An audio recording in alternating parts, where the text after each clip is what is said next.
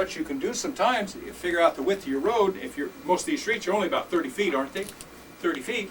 See, sometimes, well, what you can do is just kind of, you can fill to the top of the curb here and come right over here like that. Fill like that. Then you cut down 2 inches here and you fill there. Cut down 2 inches there and you fill there. See? That way you get the right amount of material in there.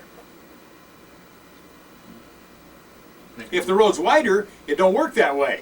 See? See, because at 2%, see at 2%, you're 15 feet out there. If they're 30 feet, there's 2%, so there's about 2 to 3/10 difference. See, this is probably, this is almost, this is maybe in here might be, it might be an inch higher than this lip of the curb here. Or where you're going to put your D1. It might be an inch higher. So if you just kind of do like that, don't put any D1, just put it flush and just fill to the curb and not like that. And then cut down here and fill that. You have pretty much the right amount of material. It's just a little trick that works around town. If the road's real wide, why then you got too much crown, so you can get too much material. But most of your streets are only 30 feet or something like that, see, and it'll work pretty good on a 30-foot street.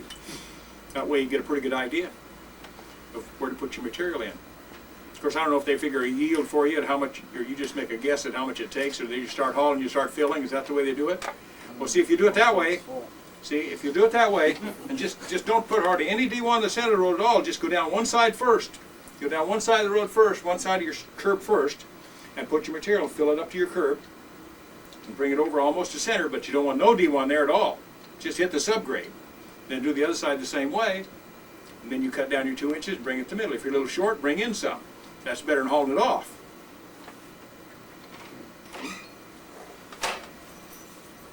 See, that'll work for you. But out there where we're going to work on this street, we'll rip it up and we'll just make it flat. Do you use slope meters in any of your graders? You got any slope meters? Yeah, we got They buy them in slope the meters? cats. In the There's cats. one in the Do they? All of them do? Yeah. I don't know if they're They working. took a couple of them out, but I mean, I think one of them's off. one or two of them have got them in it. The one on I the know- blade we've got one in there. Diane was looking for one last week with Yeah. a slope meter to take out here, so there should be one. I have one we can put on the grader. If you do have a slope meter, what you want to do is you can take Carpenter's level or a little Spirit level and lay it on the frame of the grader up in front of the cab, lay it on the frame. Then you put the blade down on one side or the other, whichever you have to get that so it's level. Your frame is level. And then mount your slope meter in your cab so it's on 0. That's the way to calibrate it. If you don't, it won't be right. But slope meter can cause you a lot of trouble too. It's a good guide to go by and it's handy, but if you sit there and try to watch it all day, it bounces around so much it'll drive you nuts. So the best way to use it, it's just a guide to go by. Kind of tell you where you're at. Don't worry about it bouncing around. But it is handy to have. Like if you have a slope meter on a grader, and like where we're going to go out and do these streets, you can take that grader slope meter and you can drive down one side and you can watch that slope meter and see what it is, whether it's 0, 2%, 3%, see what it is. You might drive down the other side and it's 0. You get a pretty good idea where your material is, which side of the road's higher than the other, which is lower. You know where to start working from. See? It's kind of a good, it kind of helps you, instead of taking the Swedes and using them, you can use that and get a pretty good idea where you're at. Okay. For level grading, materials should be delivered outside the track of the tires. You have to do that, otherwise you run over the, and the other thing is I don't know, all over the years, the only time I ever run, I usually straddle a windrow. I put in there all the time, straddle it.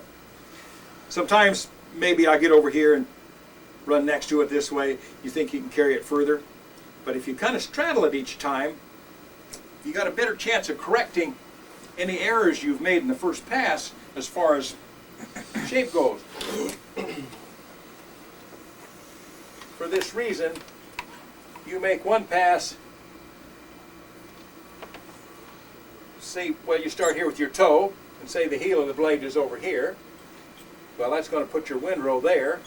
Okay, well, if you set in here like this, with your wheels here and over here, you might get spillage around the blade.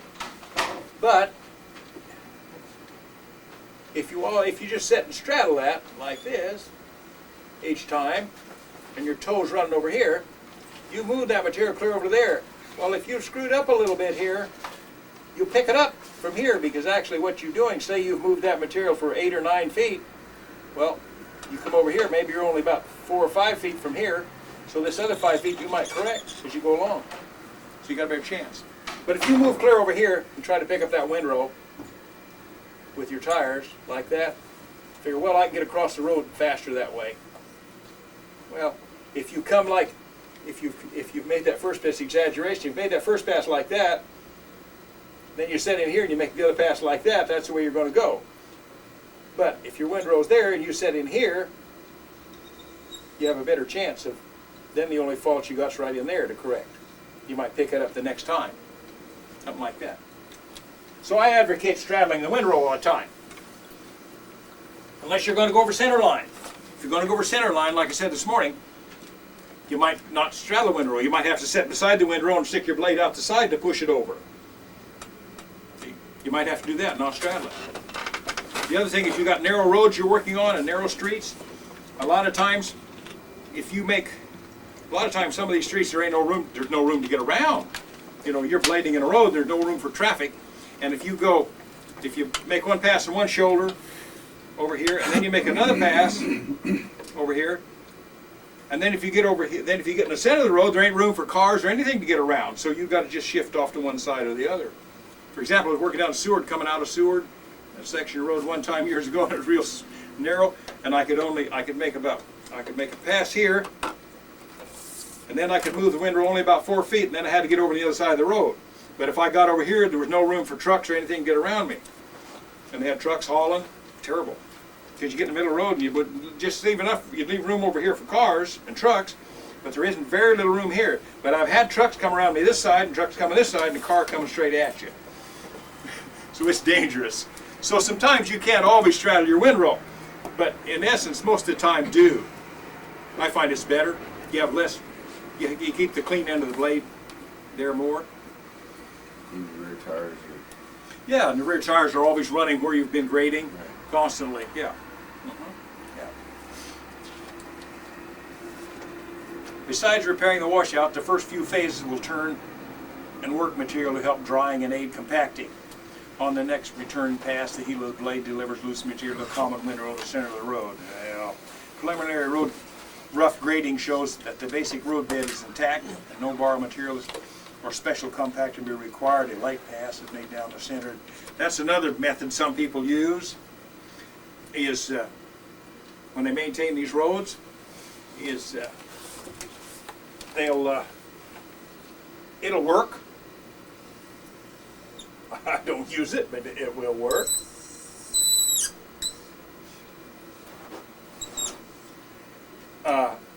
Say you've cut some potholes out here and you've moved all this material up, and you leave your big windrow there in the center of the road. Okay, and then you go over this side and you start cutting down or whatever you want to do, and you bring more material in to leave windrow.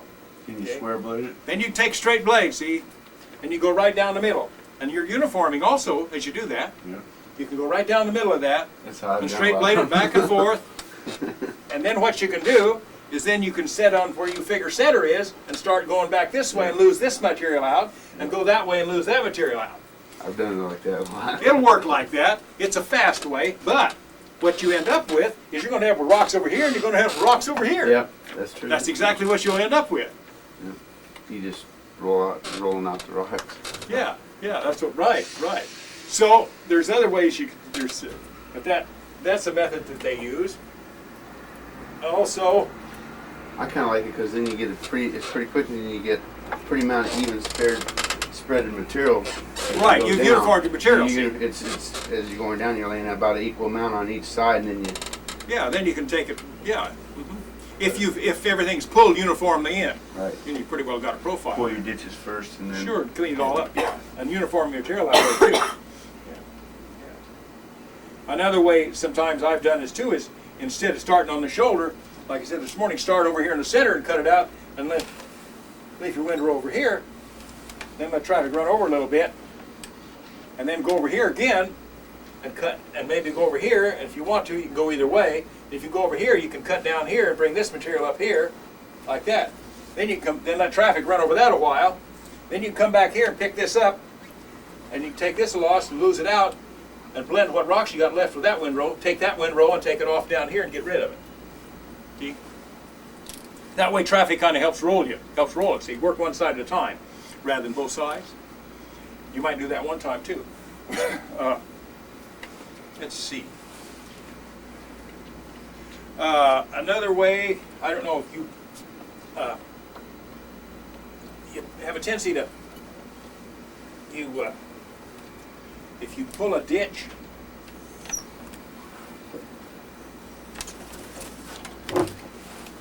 say you've reached down in here and you pull this ditch, and you got you a windrow material up in the shoulder.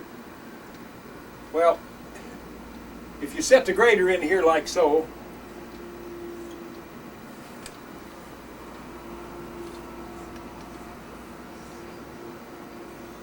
and try to hook your blade over here and pick it up and lose it over here some way, and take it clear over, try to take it clear over across to this side, you're going to spill a whole bunch back down the ditch. You'll spill it back in the ditch. So you can do it several ways. You can pull that material up and you got your big windrow there. Well, you know if you try to get it all at once, you're going to spill. So you could set in here beside it. You can set in beside it and cut down and take part of it away and lay it over here. You make another pass you want to and cut part of it out and take it over there and lay it over there. Then you got just a small windrow there, a little bitty windrow. Then you can probably set the grader in there, reach out over it, and you won't spill it back down in the ditch. That's one way to do it. Another method is you got that windrow on the shoulder, even if you're just doing maintenance, and you get a big windrow laying over the shoulder, and you have to put it there to get traffic through or something, and you go to pick it up, it's going to run back and down the ditch. But what you can do is you can set your grader in here like this.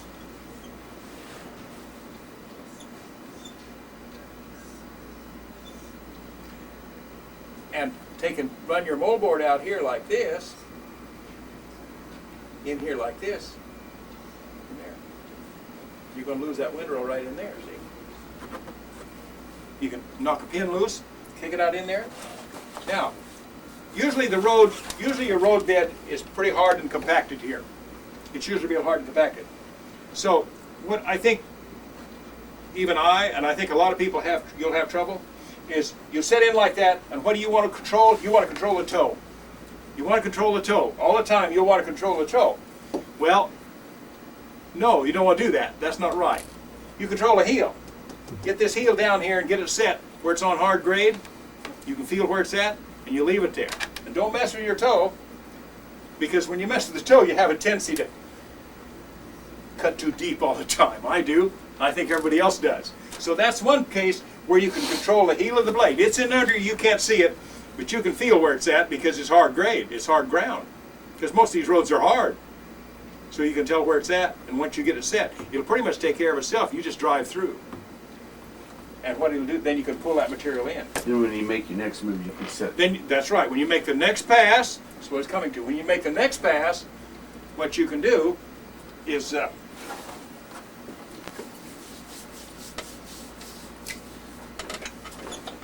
see, when you make the next pass, then you got that windrow laying there.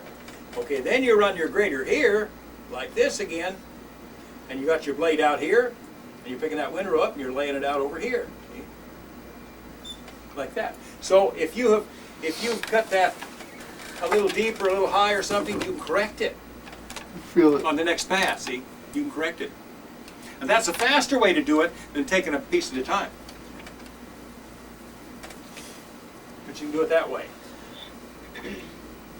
And the thing is, once you get that blade set, you find out if you just drop. The only thing that'll mess you up, if you hit a soft place or something like this in the grader, or you hit a big rock and you bounce up, then you're going to have to do some controlling. Otherwise, you can practically just drive through.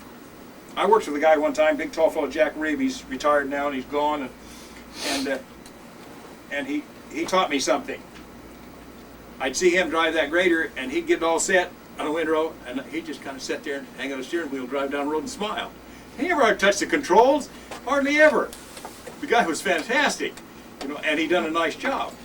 But he'd get set properly when he started, and that's the way he'd go. I was up at Glen Allen. I had a kid that had zero experience, and all the time, he just, like I told you earlier in the class about those controls, you pull them controls up and down, and boy, he just hit terrible. I tell you, he could tear up more road than I could fix in a half a day. So I had a lot of trouble. But anyway, I worked with him, but it was bad. So finally what I would do, I'd make a pass, put a windrow, and then I'd turn around, I'd set on the windrow, I'd set the grader, and I'd get set, and I'd move about 30 feet. I'd say, you get in the seat, and I said, you just drive at the other end. And he'd get in the seat, and he just drives the other end. He just moved the windrow over, looked real good. Same way we get on center. And I'd turn him around again, get set in, say, just drive. And I said, see, don't mess with them controls much, leave them alone, you know. But he would go, wow. I mean, and I'll tell you, I said, boy, I look back, and here he gouged like that, and he come up like that, and gouged again. And I said, you're over-controlling the machine. What do you mean? I said, well, look back there. Where? I can't see it. And he had on a pair of them dark blue glasses. I said, you better take your glasses off and take a better look. Because, you know, he just couldn't, he plowed some snow, and he just wanted to grab them controls and just put them down and put them up. And it don't work that way. You've got to just squeeze them easy. So that's one thing when you get on these machines, you know, and you guys feel it out and just practice, just barely move it. Barely move it. And the other thing you have to remind yourself, if you want to move that blade that much, by the time them rear tires hit where you've moved the blade, you're going to be deeper yet. So if you want to move it that much, you just move the blade that much, because when the tires hit, they'll go down. You find it when you start in a ditch, you start to cut a ditch, and you put the toe of the blade down and start cutting, well, as soon as the back end of that grader drops in the ditch, you better pick that blade up, or you're just going to go deeper and deeper and deeper. See, because your wheels are following. So the same principle as you're grading along someplace, you want to make a minor correction, you only want to correct half what you want to correct, because when your wheels come into it, they'll take care of the rest of it. I did that when I was in some real sandy material, and I was going fourth gear, 16G, made a small correction. Pretty soon I was going like this down the road. What's going on here? Them 16s are stable too. They're nice, aren't they? I like those. I like that. That's nice. They're real stable. They'll hang right in there. But anyway, that's kind of how to move material off a shoulder, and a little bit on controlling. But this kind of shows the basic road bed as attack, no borrow. Second light path, next step, right hand ditch clean. Well, okay, we're getting a little bit of ditch cleaning. Okay, I'll get into that. Okay, if you're, okay, you got a ditch that you want to clean. Got a ditch you want to clean. You can cut it deeper, clean it out. If it's not too wet, you can get down in the ditch, which is the nice way to do it if you can get down in a ditch. But it's, you know, you got culverts and everything you can contend with too. But like if you get in the ditch, but if you run a wheel there, and maybe another, maybe your other wheel will be up here, it's not too deep a ditch. Okay, but if you put the blade out here and cut like that, vertical, well, your slope's going to come down here, and then it's going to go vertical, and then you're going to come up here again and lay that material on your shoulder, see? So you want to run your blade in the center of your tire here, a little bit, make that cut. And then what you can do, if you do that, then your hind wheel will come along and smash this down and kind of round it off. Is a good way to do it. But if you've got a lot of material to clean out of a ditch, a lot of material, and you don't have a ditch, you come across here, you got a little something there, and you want to dig a pretty good sized ditch there. Well, you can start in the bottom and pull your ditch, or you can start cutting over here and bring your material up, and then move over and bring more material up. Pretty soon you get too much material, then you got to pull it away from the shoulder like I explained earlier, and cut your ditch. And cut over here, get more material, and just keep bringing it up. But sometimes you're going to have to pull it away because you'll get to where the machine will be high centered on material. Then you'll have to set in here and back slope and cut this back slope down to fit that again. See? Then you got your ditch and all your material up on the shoulder.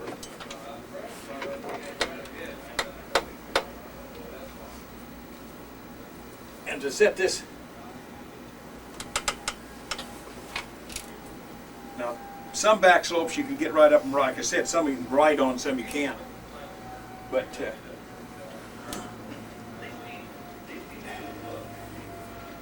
let's see. But if you just start out on flat ground and go to digging a ditch, you just start high and you got to put your ditch in there. You got to start and say this is your shoulder. This is going to be your shoulder of your road. And say this is going to be the center line of your ditch.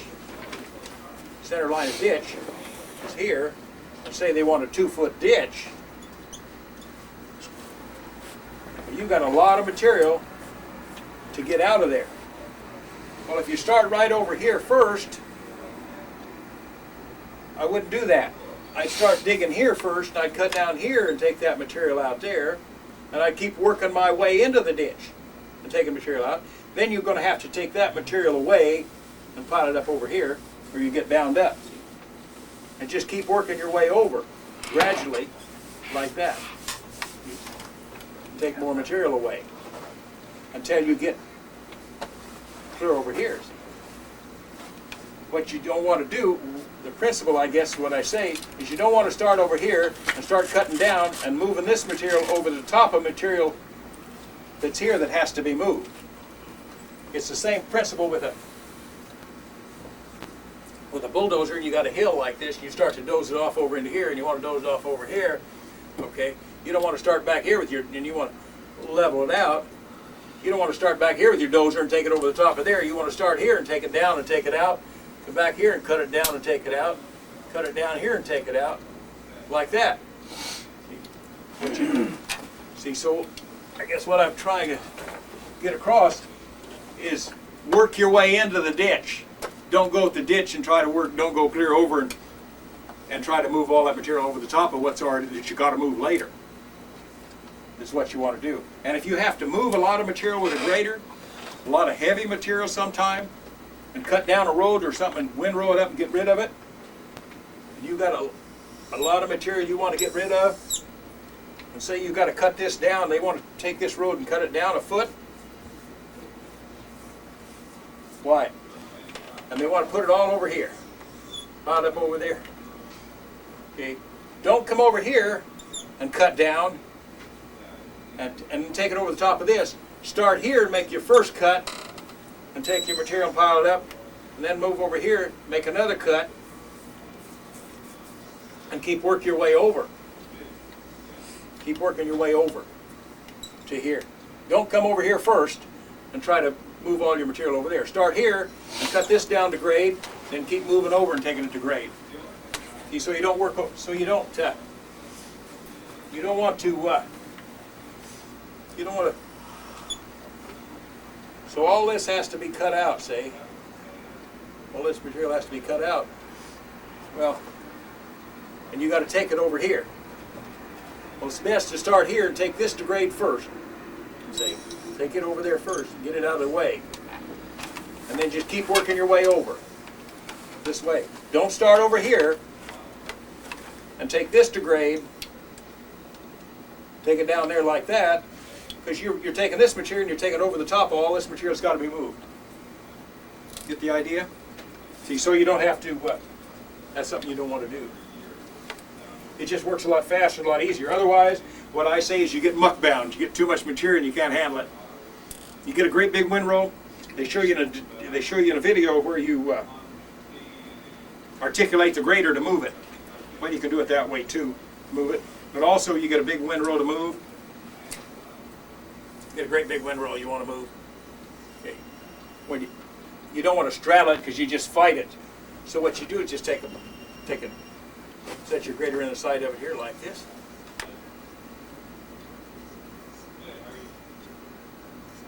You make a cut out of it. Take a cut, see? Like this. Lay it over here. Then just keep working your way over until you get a small enough windrow that you can get on top of again. Just keep moving it across the road that way. Because you get too big a windrow, get too big a pile of gravel, and you try to get right on top of it, and you're in trouble. The other thing is, I don't know how you guys handle an end dump dumps a pile of gravel. Well, don't try to climb over the pile. Just reach in the side of it. Just reach in the side of it with the grater blade and hook it out. Just lay it out like that. They got a right-hand ditch cleanup. The return pass repeats the cleaning operation. Okay, let's see what they say. The next step is the right-hand ditch cleanup. In this blade position, the side shift rack is moved to the right, and the circle is turned so that the point of blade is pointed directly behind the right front wheel. The front wheels are leaned outward, as usual, to counteract side draft. The flatter slopes, all sets of tandems can track on their fresh cut slope. With a wide ditch, the dirt is left at the slope and discharged outside the wheels at the lip of the shoulder. On a steeper V ditch, dirt should be delivered between the tracks of the tires. So that's just kind of what we went over a little bit. You do a lot of ditching too. You just reach in the ditch. Just knock the pin out of the grater a little bit so you can slide it off, shift it over a little bit and reach down in. Of course, these graters will only, if you set up on the shoulder and put the blade out here, by the time you get the blade up there, you lock up on this side, and you can only go so steep. And a lot of times you can't go steep enough. You know, you can't because the slope's steeper than you want. But what you can do is take this side of your grater and lay it over the slope a little bit, maybe 2 feet or so, and then it'll lay the grater like this somewhat. Then you can reach down there and you can pull the slope that's on the existing road. So you keep your left tire up on the road? Keep the left tire up on the road. Keep the left tire up on the road. Like what you want to do is, like you got a slope like that. See, you put one tire right in here, like this. You put the other tire up here, and that'll hold you. And that'll give you, then the grater tips it more of an angle like this, so you can, the blade will be steeper in here, see? Come out here like this. Then you bring the material and drop it into here. Drop it in between your tires there like that. Like that. But the only way to get steep enough is to put 2 wheels over the side, because you can't even get a 4-to-1 by sitting up on top of the road and reaching down over. You can't get a 4-to-1 slope even. So a lot of times you got to lay two wheels over a ways, and then you can get the right angle. And sometimes you can loosen this pin. You don't have to go to the far extreme, but loosen it and shift your blade over further that way, and you can reach further to do your ditch. Because you probably pull a lot of ditches like that. You don't get down in them. Some of them are wet and you can't get in. And you got to do a lot of that. But it has a tendency to want to pull you in too. There's a lot of side draft. So a lot of times you can lean the wheels up toward the road. You can take a light cut. If you're starting a new ditch, it's advisable, I think, to get you a line to go by first, even if you just have to drive down where you're going to cut and make yourself a wheel track that's straight, or get a lath at the other end, or get something to drive by, and then make a light cut the first time to try to get a straight line. Then once you set in it, of course, once you set in the ditch, why then once you set in the ditch with the grater that you're cutting, once you set in here and you got a wheel in there, why it'll hold you. This bank will hold you. And then you can reach out here and hook some more out, see? And that'll hold you from pulling yourself in. The other thing, like they talk about leaning the wheels, if you're finishing something, don't lean the wheels because it lowers the blade and raises the blade, like that. But like if you're cutting a ditch and you want to straighten the ditch up a little bit and you're running in against a bank, like that, you can lean them in like that a little bit, and you cut a little more this way or lean them out that way. And the bottom of the wheel stays here, but it'll move you out and you kind of straighten your ditch up. Like it described in the back slope too. Like if you want to cut a little more in the back slope, just lean your wheels in. but we'll get into sloping later on. But you probably pull a lot of ditches like this, don't you? A lot of ditch, what you call a ditch is just a little swale, or a slight depression, or just a small. Well, my friend used to say, he said, that's a Republican ditch. I said, what do you mean? He said, that's just a slight depression. We had that back in the 20s or 30s, yeah. Okay. Make any adjustments in cutting depth or steering. Okay, right-hand ditch cleanup. The return pass repeats the cleaning operation on the other ditch. Make any adjustments in cutting depth or steering smoothly on the move. As you reestablish the shoulder line, jerky steering corrections or depth adjustments will result in a ragged shoulder line and gouges in the drainage channel. When the inside slope of the ditch is smooth, we will side cast the material thrown up on the shoulder and move it out toward the center of the road. Coming up on the other side, the same operation repeated. A good operator watches his blade angle carefully to keep dirt rolling and avoid to overloading the machine and causing tire slippage. See, that's what I was saying this morning, is when you pull that, if you drive straight, if you drive crooked, then you get a ragged shoulder and it looks like this. You see a lot of that. Because some of what you can. Another thing I do is, like you got mailboxes and poles and all that kind of things, is I'd rather slide my, like we was talking about alleys, I'd rather slide my blade out and go by them and slide it back than I would drive out around them. I do. Because that's pretty nice, these new graders, you know, they got that hydraulic slide and they got all these good things. Years ago they didn't do that. You had to get out there with a wrench and loosen some pins and ram it against a piece of concrete or harden the road to get it to move sideways. That's the way you had to do it. Why I ever learned to run one back then, I don't know, but they weren't like they are now. I'll tell you. And when you back slope, you had pins you pulled out and all that kind of stuff. A lot slower. And the reverse gear was about like your second gear is now. So you just move real slow back. So you didn't want it. You wanted to make every move count because it was slow doing it over. Okay.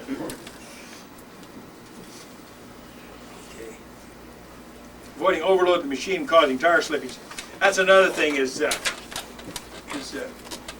if you get loaded up on too much material, which you will at time, or you hit a hard spot in the road and it pulls you down, you don't want to just continue to sit there and try to spin. You might just push the clutch in, just stop, back up, or lift the blade up, do whatever you got to do, get rid of the heavy material, back up, start over. Because all you do is wear out the tires and you have no power at all. So it's best just not. I've seen guys just try to keep on spinning and spinning through it. Don't do that. You know, pick up and push the material out of the way and then back up and go again. And if you screw up, when you start off to blade, like if you start blading something and you start off someplace and you're starting at the end of a street, you want to start it, you don't start off quite like you want to. Well, don't continue on. Pick the blade up, put it over the top, drag that material back and start over. That's a lot. I think that's a better policy than going all the way through and then coming back and then have to fix it later. Fix it as you go. And if you get to washboarding like this, like you say, you know, the best thing to do is when it does that, is just stop and just reach over the top of that material, drag it back over that area, and start again slow. Because if you don't take it out, it'll be there forever.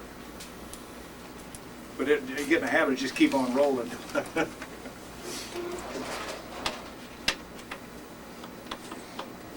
So as far as overloading the machine and tire slip, another pass required to spread materials toward the crown, discharging the surplus to the center line as before when cleaning up erosion. The return pass completes a windrow.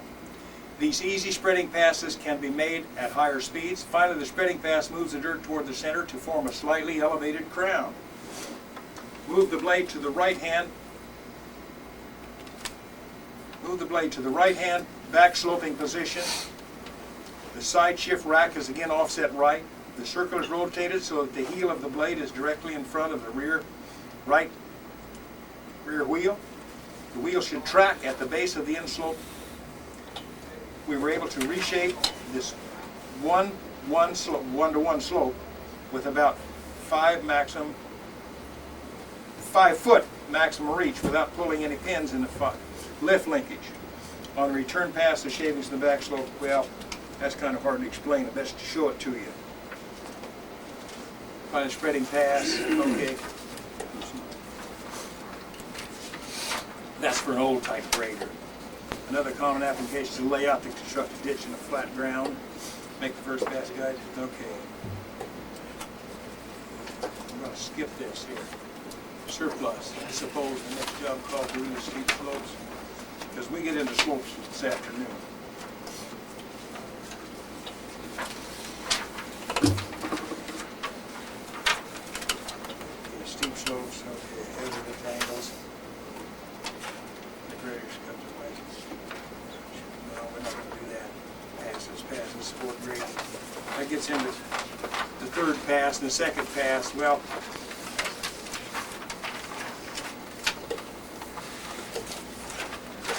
cleanup process.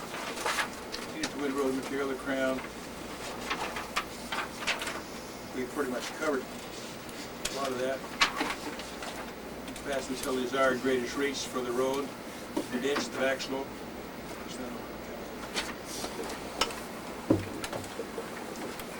Blade pitch determine the angle and wear the cutting edge.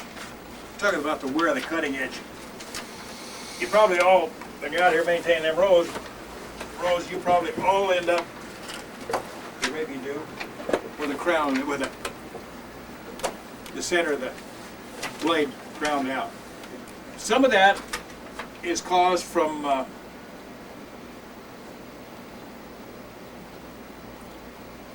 not having a proper road to work with in the first place, and the other thing is you can kind of control that yourself if you want, because you have to realize that most of these roads that you're working on,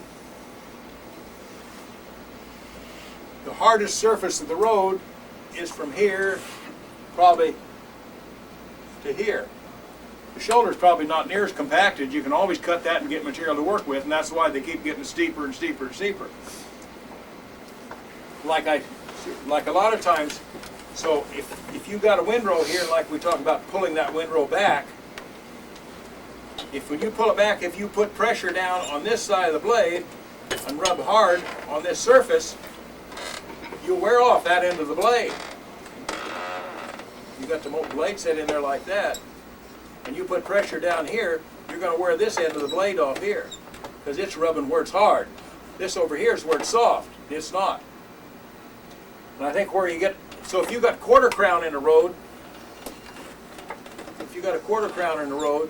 and you're setting that blade in here, and you set like here, you come across here like that, pretty soon it's going to make your moldboard look like that. So one thing you can do is when you blade, if I can describe to you, if you blade, if you keep one end of the blade at different times, or one side of the blade on hard ground and keep pressure down there, well, you'll keep that side wore off. And then maybe you work the other direction, you'll work the other side and work it off. You'll wear it down, rather than right in the center. If you got a hard place in the road, you just make a point of it to set in to where that part of your blade's on that. See? But where you get this, that's where you get it crowned out, is when you get in a road like this and you just sit down on and start grading. If you can, I don't know how to, it's kind of hard to describe, but there's many other methods you can do. It's like when you're, like if you're trying to cut out potholes,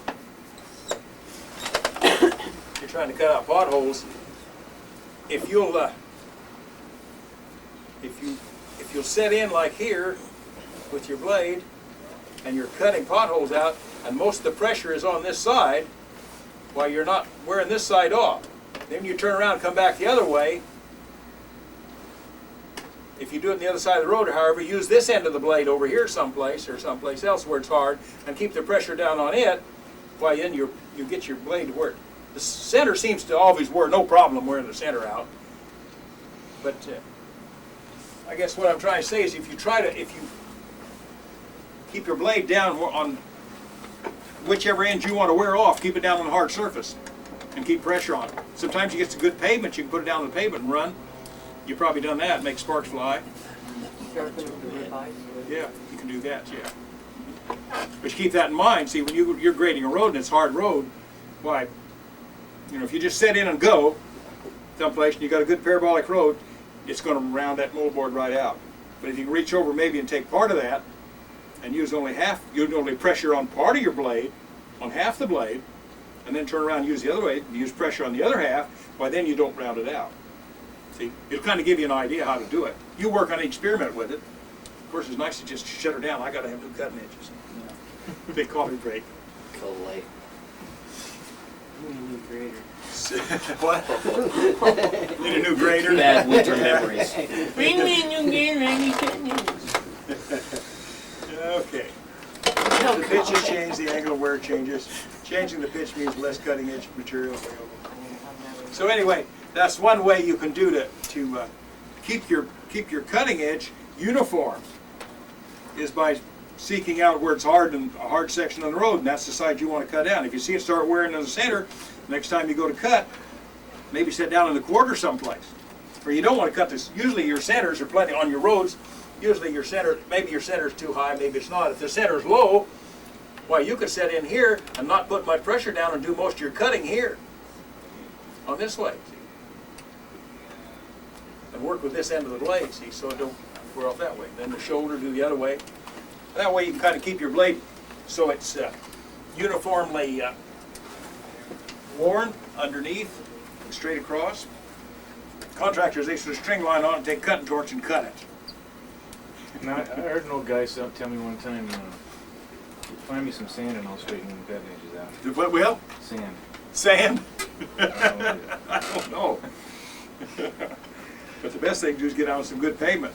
Some pavement it don't pay to get on. Yeah, like the ones with all the ruts. Yeah. You You get gotta find the a rut good marks place. in your blade. You find a good place, Thank you, good pavement. But otherwise, but you want to maintain a good true cutting edge is, you can do that on your own without much problem if you just realize, where the hard part of the road is, where to put the pressure down, where to work. Sometimes you might not just make one pass here and one pass here. You might have to make a pass and then move over a little way and make another one to keep pressure down. See? Just do it that way. Loose material in gravel roads is usually along the edges, curves, washboards, potholes.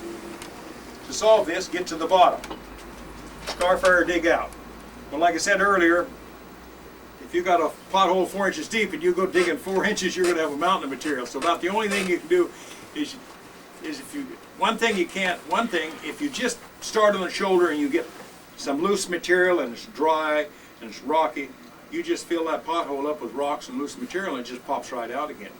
If you can get if you can cut some material out to where you get a good sized windrow to work with, and you process that material some by rolling it and mix the fines in with the aggregate, then when you drop it in the pothole, it's got a better chance of staying.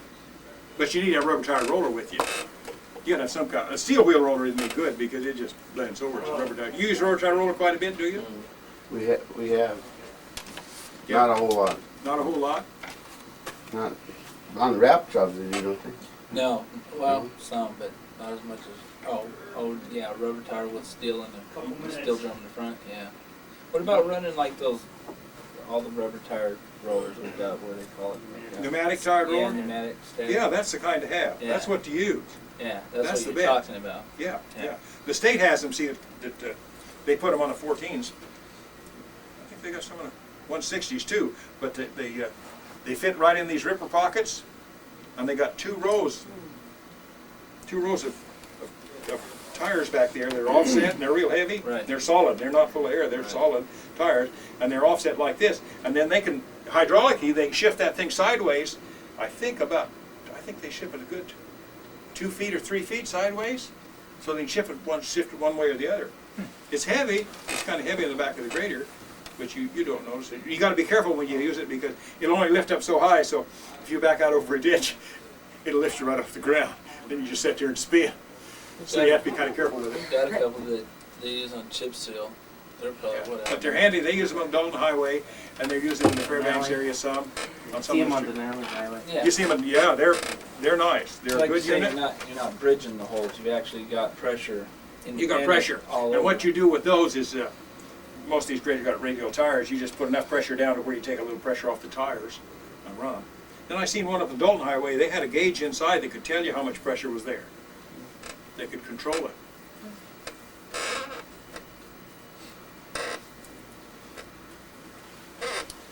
Ability to maintain the road. Traffic terms how often gravel roads need maintenance. The moisture rains help shape compact gravel back into the crown. The crown of most roads will be high enough for 2 to 5% slope from the center of the road to reach shoulder. Enough center elevation is needed so water will flow off the road and into the ditch. On your gravel roads, you probably, like you say, 2 or 3%. You know, the state's gone to 3% on a lot of this stuff now. Not so much on construction, new construction, but on their maintenance. They're going to 3%. Evidently, they're having a lot better luck with drainage at 3%.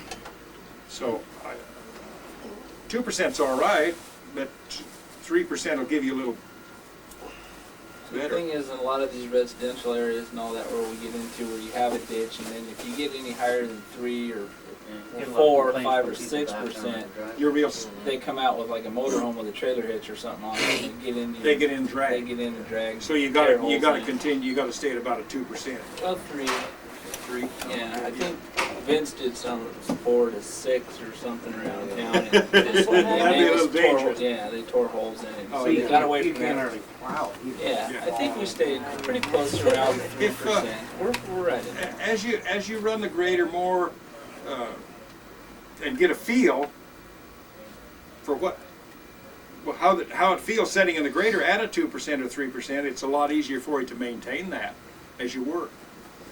And keep that in mind when you're even grading snow. Just have you feel how the road is. You can, and all of a sudden you'll notice it go this way or go that way. You can kind of feel it. How are you doing? It's like that's all grader operators that you just have to go by feel. You know, a lot of times before they had all this automatic blade control and slope meters, you just went by feel. You felt what 2% was, felt what 3% was. And tell a story about this old guy went in a bar. You know, he's so used to feeling it this way and that way, and whenever the blade, when it goes this way, why he picks up on the control. See, well, he's sitting in the bar with about 2 long necks, and all of a sudden the stool starts to tilt, and he reaches up and grabs the long neck, and all that happens is beer run out.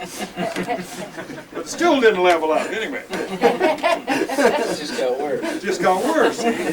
So don't get too carried away with running these graders.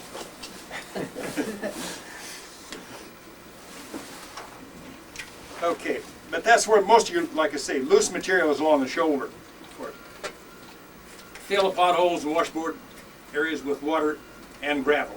Spreading the excess material evenly across the road. Compact wheel roller. Like I say, if you don't have a wheel roller there, why work one side of the road and then go to the other one? Hope you got enough traffic, but you don't want traffic where they bother you either. Yeah. Blade and maintain the road. Make about 3 passes on the first. Well, it depends on the width of your road. This all depends on the width of your road. What you got? Your road's probably 2 passes in your center line, aren't you? Yeah, you 2 passes to your center line. And sometimes if you'd make 2 passes, you make 2 passes. But I still kind of like the idea, like a lot of times, is start at the center and take it over to shoulder. See, and then bring that material from your shoulder, because you always have a tendency, that's where the soft, good material is. See, so you always want to cut it down so then you just get a steeper crown. So if you start a center line and take it over and carry your profile over, maybe, like I say, and then pick that up and come back, and then when you come across center, just feather out to lose the rocks. But then on the other side, what you can do is start at the shoulder and bring it to center, and then take everything and go off that way. So what you've actually done is you've bladed 1/2 the road each, you bladed a half the road at a time, instead of going all the way across. I think you get a better job that way. Sometimes you just can't start on one side and go across the road and come back and just drive off and leave it and call it good. It don't work that way a lot of times. Sometimes you've got to take time. It takes time, don't it? Yeah. It's not as easy as it sounds,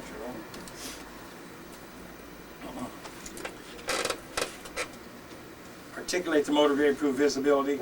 Put the circle side shift in the middle, pitch the blade slightly forward.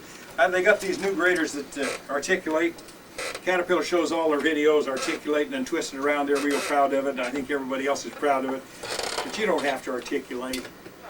You can, if you want, turn around, articulate, things like that, You can use the articulation. And you can articulate and offset something. Like the shoulder soft, why you can articulate and keep the back end away from it and put the front end over and things like that. You can use that for it. And sometimes, like, you can run along the shoulder and run the front wheels over the edge and run the back wheel up on the shoulder. Or you can run the back end down the ditch, the front end up. It's handy that way at times. Different applications, I think it works pretty good. It's nice to have the articulation. If you get in trouble, you can get out. And all these graders got a differential lock too, which you probably found out. And don't turn around with it locked in. You probably find that out, because it will do damage to the differential eventually. Yeah, But I don't care who they are. You forget it. you do. Yeah, and I find the best habit is when I need it, I kick it on. And as soon as I'm out of the pull, I kick it off. I don't wait till I get to the end. I just keep my hand on it, pick it on. As soon as I get out of that heavy pull, I kick it off. That way I don't forget, because I forget. And then you forget and you turn around, it digs horrible holes in the grade. Then you get upset. Say, well, I got to fix that. So articulate the motor grader to improve visibility. I don't know if it improves visibility any, but you can use it to your advantage. But I think you can do a lot of work without articulation. I think the grader runs more stable, not articulated. Some people Caterpillar, and some people say that if you, like you say that if you want it, if it wants to duck walk on your bounce like this, some people say you can articulate just a little bit and it'll take it out of it, but I've never found it takes it out of it. The only thing I found take it out is slow down. And what really, a lot of times what makes the grader down, you've got real dry material. If you've got good, wet, moist material you're working with, the grader has less tendency to duck walk on you and bounce. The other thing is like, talk about duck walking and bouncing around, and if you come off a bridge and try to cut down, why the grader goes like this, you have an all time. The best, I don't know if you found it out or not, but the best method if you're working off of a bridge or off of a concrete gutter or off of anything, and you got to cut it down to place other material in or do something or maintain it, or if you come up to a bridge maintaining, push your material up, lift the blade up, put it over, drag it back. And maybe you can, if you got to cut it down pretty deep, you can get on the bridge and do the rough cutting. But then what you can do is put your front wheels up on the bridge or up on the structure, and then put the blade down and tip the blade over, because you tip it over, it gives you a straight edge. You put it against that bridge then, or whatever the structure is. It might be a concrete gutter. Put your blade down and then drag back. And then watch, and as your front wheels start to roll off the edge, why just take it real slow. And just let them come down easy, and you just come up on the blade real slow. And then come on back. And you'll come off the bridge a lot smoother that way, and you'll have a lot nicer job. It's a lot better that way. Because some of these bridges are built at an angle. You try to come off them, driving off of them with the back end of the grader, and boy, it goes like this, and you can't control it to do anything. So you can rough it in like that, but then when you go to finish it up, pull up the other way. Like you get some of these roads ready for wrap, where there's concrete gutters and things like this. Yeah. And we usually have a Coming off the paved road. Yeah, like off paved approaches or something like that, and you got to cut it down. Okay. Well, you can cut it down first, but then you got to remember when the back end of the grader goes down, the blade's going to go deeper. So you can rough them in that way, but then when you want to finish it up, then turn around, see, and come up and put your blade down and drag it back. Drag it back far enough to where when you turn around again, you can set. You don't have to set on that. Yeah. And another thing that's kind of I like to do is if you're doing something like that, that's the first thing I like to do is cut that down, get that out of my way, turn around, pull that back, and get that area so when I go ahead and maintain the rest of the road and clean it all up, I don't have to do that a second time. I don't have to ever come up and get on that again. I've got it over with. Do both ends, see. Especially for the prep on the asphalt crew, you're always trying to get that straight edge there Yeah, where you tip can your- start and stop. Right. If you tip your moldboard over, so you get that straight edge down. And if you got room, you can get crossways Yeah. and then get in against it and go part way this way and then turn around the other way and go part way the other way. Then you can get it. Yeah, a lot of times that's kind of hard to do. But if you can tip your blade over and do that, and like you got an edge there, like if you drive up on the bridge or on your concrete, on your asphalt, and tip your blade over to where it's straight so you can see it, you can get right up to where that edge is and put lots of pressure down, and you can clean it, and then drag it back, see? Go up, put it down, then rock it back and forth and let it settle down. Yeah, you can rock it around a little bit to get it loosened up, see? get it loosened up to where it'll penetrate for you. Another thing I found too, you're saying when your tires come off, you know your blade's gonna die on you. Right. And you pick up on, I found if you curl the blade back, You can do that you too. get some lift off it that You way, and can that s- way you're not Yeah. going this You way can do at that all. way too. You can lift that way. You can curl your blade. Yeah. Yeah. I always just lift, because I never did to curl. You can curl the blade back up, but I always find it, I don't know. I always figure I just lift up a little bit easy and keep my blade like it is and drag. And whenever I do drag back, I pretty near all the time tip the blade over, because if you got it rolled forward and you drag back, why, it has a tendency to drag over the top. Mm-hmm. But if it's tipped forward like this, why, you got a straight edge down there and it's cutting as you come back. See? So I'd rather do it that way. But if you get crossways is a good way, but you can't always do You that. got ditches or Yeah, somebody's you yard do. or a car Yeah. or something, you can't get through there. Yeah. But I like to do the ends first and get them clean and get them over with, and get them far enough out, graded out, to where then I can go ahead and work the rest of the street. Yeah, that's definitely the most time consuming and monotonous part is the edges, you know. Yeah, it's getting that end done, see, so if you can get that end done, and the other, I'd like to just stick the ripper in the ground or a scar fire and just loosen it out about a little ways, that's the best way. When you gotta cut something down like that, if you don't use the scar fire or the ripper, you'll fight it all the time you're doing it. But if you loosen it up with a scar fire first, out whatever distance you want, why, then it'll move real fast and easy, and you can clean it up. But you can't, if you don't do that, you'll fight it forever. Just keep trying to cut, and you'll be spinning your wheels and sliding and It's stuff. always hard. Yeah, it is. And of course, what they want to do most of the time, go down what? They want to go down just 2 inches for more asphalt is all. Too, yeah. Yeah. See.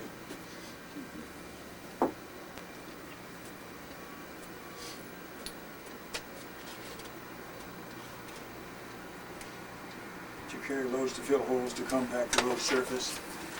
Avoid rocking and bouncing the washboard air. Slow down.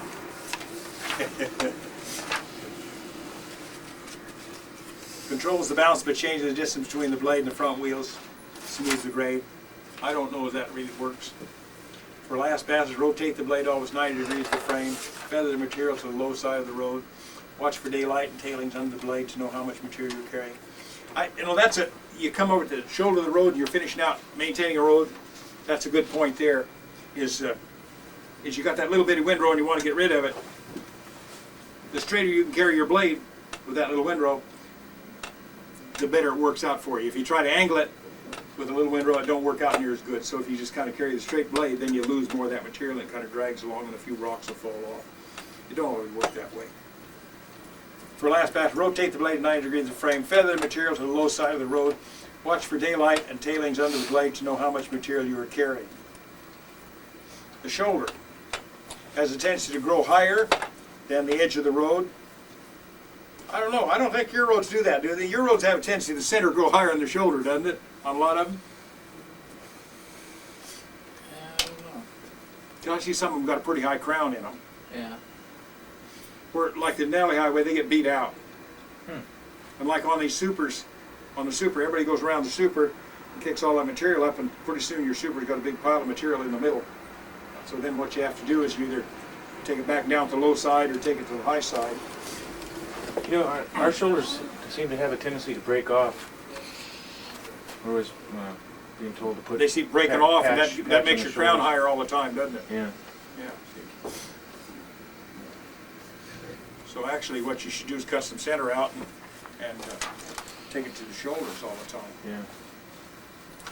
And pull your ditches up to try to blend in. But sometimes you pull ditches, you get trash.